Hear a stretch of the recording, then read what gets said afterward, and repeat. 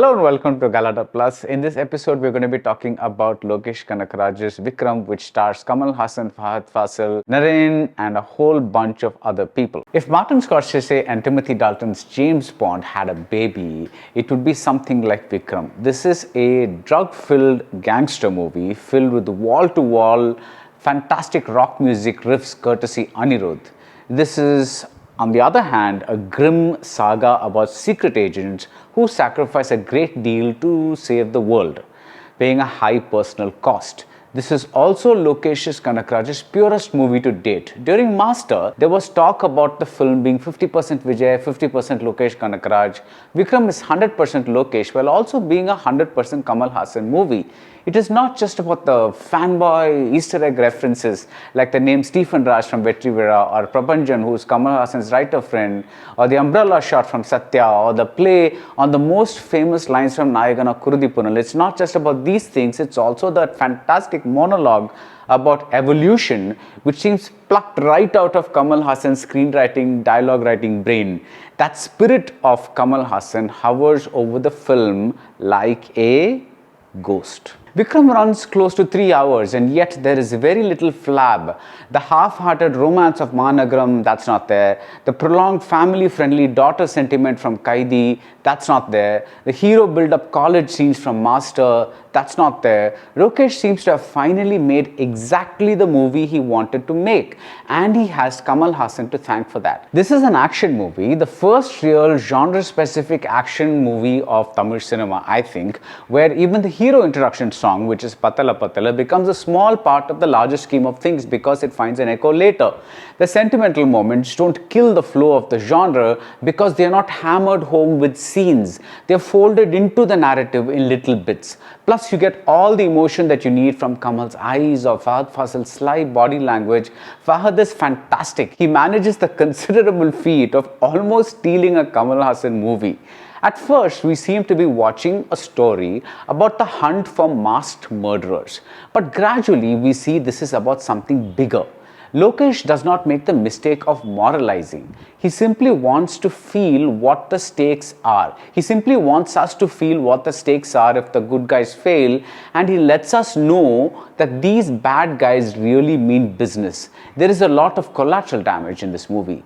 The screenplay demands close attention. There's quite a bit of parallel narration. For instance, we get a wife in danger and a baby in danger, and we keep switching between the two tracks.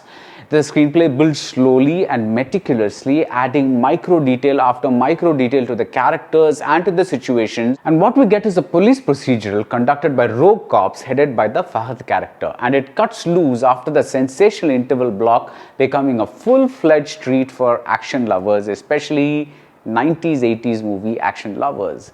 Anbariv is the action director. He stages the stunts in short bursts and he uses the tight spaces like corridors or stairways very well.